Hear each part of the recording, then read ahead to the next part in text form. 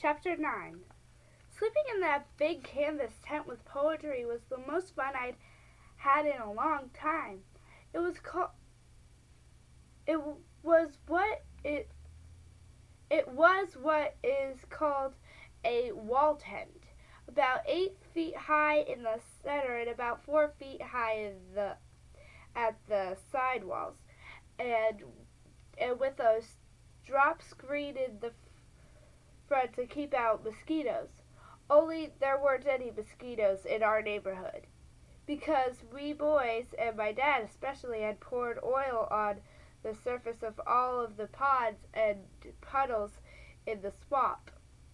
And also, we were careful not to leave any water standing around in tin cans or kettles or things, because that's where mosquitoes breed. You know, mosquitoes are funny things. The kind we have in our neighborhood are what Dad calls the clux kind, which don't carry any disease such as malaria or yellow fever. Dad knows the scientific names for the kinds that do carry diseases, but they're too hard for me to pronounce, and I can't spell them anyway. As I said, mosquitoes are crazy things, crazy looking and crazy acting. Did you ever see those little wrigglers swimming around in your folks' rain barrel or in a can of water? Those ugly little wriggling tails, as little Jim calls them, are baby mosquitoes that have hatched out of eggs that their mothers laid in the water. Well, those little wrigglers keep growing wriggling until they're as big as they'll ever get, and then all of a sudden they stop wriggling and float up to the surface of the water. They lie there just like they are dead until their skin bursts open all the way along the back, and out crawls a full-grown mosquito. She flies away all ready to stick her sharp nose into somebody, if she doesn't get slapped good and hard first. Say, does a mosquito bite ever itch? But if you put some soda water on it real quick, it'll feel a lot better right away. My dad drove me over to Poetry's house and let me out at the front gate. Be sure to be a good boy, he said, which I didn't like to hear, because I heard it maybe a million times in my life already, 1,000 times anyway. I guess maybe I needed it, though anyway, I wouldn't like it if my dad wanted me to be bad, would you? So I called out cheerfully, I will. I was willing to promise most anything because my dad had been so good to let me stay all night with poetry in his tent. I carried my little brown suitcase proudly up the walk and around the house to where Poetry's tent was pitched under a big maple tree. Poetry was so glad to see me, you would have thought he hadn't seen me for a whole year. He lifted up at the drop screen at the front of the tent, which was made out of what is called bobbinet, and had a wide band of cheesecloth all around it for a border, so it wouldn't tear so easily or wear out so quick. Pretty soon we were inside, and it was grand. There were 2 cots, one on each side, with an aisle about 3 feet wide between them. In a corner, Poetry had a nice little table with books and things on it, things such as a pocket knife, a compass, and his little black leather New Testament. Poetry was kind of was the kind of Christian who was brave and wasn't ashamed to let anybody know what he was what he believed, while at the same time he he was an honest to goodness boy that everybody liked. Maybe he was a little more mischievous than some boys, but I felt proud to have him as my best friend. We decided to go outside. I'm glad you brought your binoculars, Poetry said, 'cause we might need them before morning. He didn't explain what he meant. However, he didn't we used them right away, looking around at different things. By standing up on Poetry's chicken house, I could look across the field and see the chimney of our house and the big green ivy vine that almost covered the whole south side. I could see the big window of my upstairs window, which I always kept open when I slept, even in winter. That was one of the reasons I had such good health. All at once, while Poetry and I were still standing on the chicken house talking and thinking and liking each other awful well, Poetry's dad called out sharply from the barn, "Leslie Thomas! Get down off there right this minute! You're too heavy for that roof. Don't you know it might smash in and kill a half a dozen of your mother's finest laying hens?" "All right," Poetry said, calling back and starting to obey. "I only weigh 140 pounds, he said to me. "I guess my being so short makes me look like 200. In a little while it was dark, so we told Poetry's folks good night and went inside the tent. Poetry took a match out of his waterproof matchbox, the kind everybody ought to have when camping. He struck it in an instant. There was plenty of light to see by coming from the kerosene lamp on the table in the corner. We'd already washed our feet in an old foot tub just outside the tent door and had put on our slippers, Poetry's mom making sure we did, so we didn't get their nice clean sheets all dirty. When you're a boy, I guess nothing feels better than sleeping in a tent. We felt like real campers or forest rangers. Pretty soon we had our pajamas on and were sitting on the edge of our cots, hating to turn off the light and crawl in. And I was wondering which one of us was going to say his prayers first. Maybe Poetry was thinking the same thing, because finally he reached over, got his New Testament, handed it to me, and said, "Let's read our chapter together tonight." I guess I forgot to tell you that Poetry and I had promised each other that we'd read a chapter out of our Bible at least once a day, and that we'd pray for each other every night. Well, I turned to the book of Acts, which is the 5th book of the New Testament, and read about 15 verses.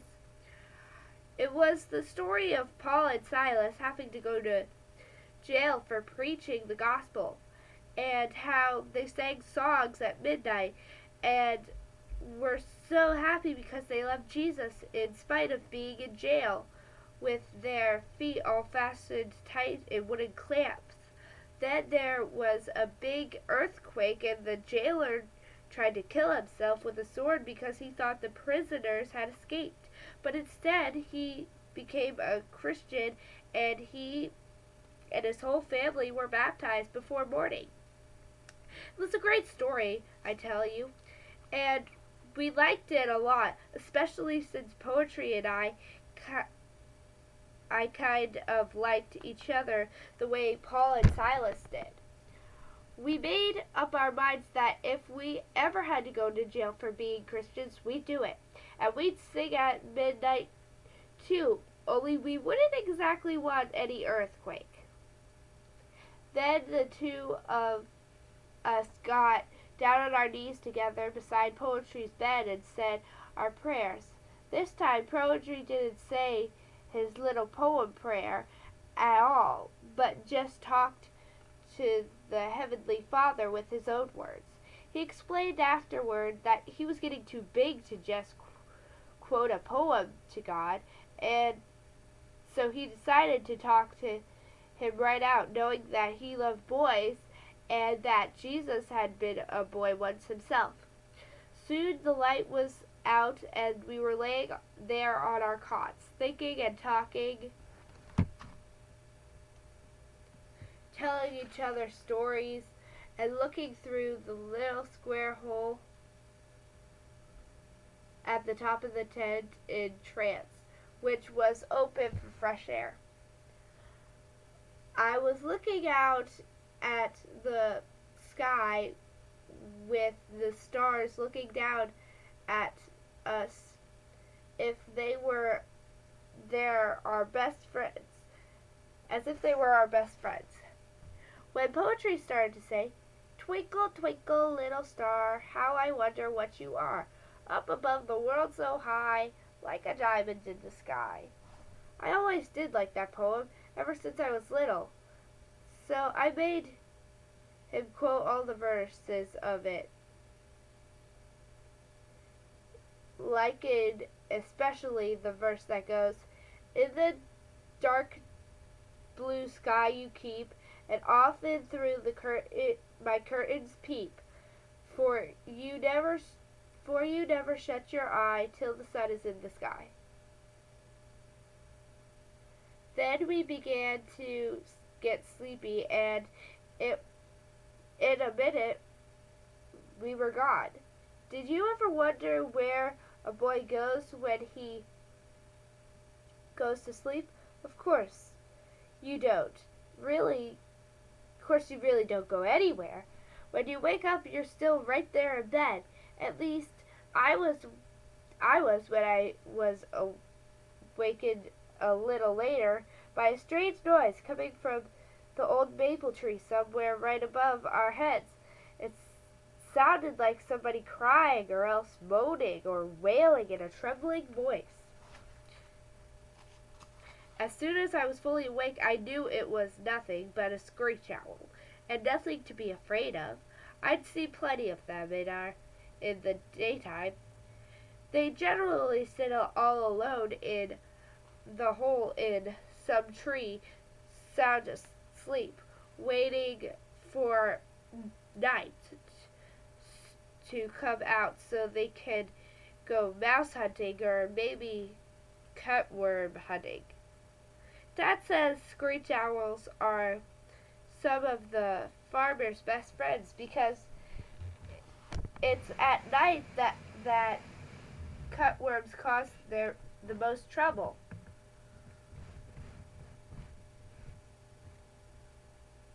Cutting off the little corn shoots and beads and things like that.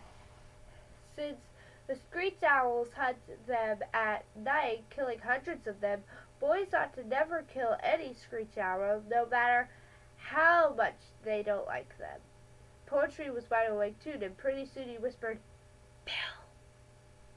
"What?" I whispered back. "I've got an idea." I was still pretty sleepy, so I just grunted. "Remember Old Man Paddler?" Poetry asked. That woke me up. "Yeah?"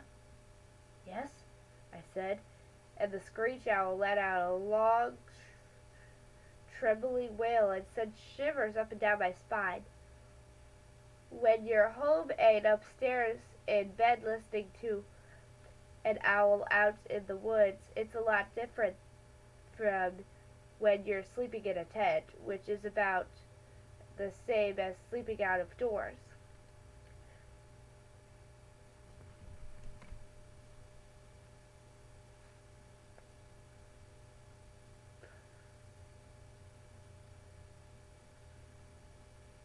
But Poetry didn't pay any attention. He said, I asked my dad a lot of questions about Old Man Paddler when I got home tonight without telling him anything. And he said that he was the kindest old man that ever lived, and that he especially liked boys. I didn't answer, just waiting to see what else Poetry would have to say. I knew he'd thought of something important. I could hear his cot squeaking as though he was getting up. Wait, I'll scare that owl away and tell ya, he said. He muffled around for his flashlight, turned it on and stepped into his slipper, raised the tent flap and went out, with me following right behind him. Both of us looking like a couple of ghosts in our pajamas. He turned on the flashlight up into the tree, and for a moment we saw Mr. Owl, with his cat-like eyes blinking, and looked very fierce and disgusted with us for not appreciating his entertainment. Then he spread his wings and flew like a shadow across the garden towards the barn. We were standing there in the moonlight after the owl had flown away, when Poetry said, so sudden that it scared me, if Old Man Patter liked boys, and was kind to them, and was even a Christian, as my dad says he was, then that wasn't him we saw today. Do you know what I think? I think that man we saw today was wearing a wig and false whiskers. I saw his hands, and they weren't any more an old man's hands than anything. I'll bet he's somebody that's trying to make people think he's Old Man Paddler so he can fool Barry Boylan and get the treasure. And I'll bet Barry knows there's a map, and he knows that when his uncle died, he left him his money somewhere, and Barry's come back to get it. But what about the wig and whiskers you found in the tree? I asked. I couldn't figure out what Poetry was driving at. They belonged to the man we saw today.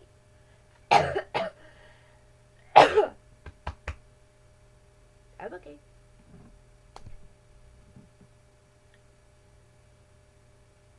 When I found them, he had to get some new ones. That sounds sensible. And I told Poetry so. Also, Poetry said, just like a real detective explaining things, as long as Barry Boylan is in the hospital, it's up to us boys to protect his interests. Maybe we ought to tell the police, I said, thinking what my dad would say if he said we ought to do. Not on your life! Think we want to have them spoil our fun? Well, I didn't want to argue with Poetry. Besides, his ideas were nearly always right. We had started to go back to the tent when he stopped so quickly I bumped into him. Listen! I didn't hear anything, but I did see something that looked like a light in the woods, maybe not far from the sycamore tree. Maybe I forgot to tell you that old sycamore tree down along the swamp was nearer to Poetry's house than it was to any of the rest of the gangs, being maybe not more than a quarter of a mile away to get to Poetry's house.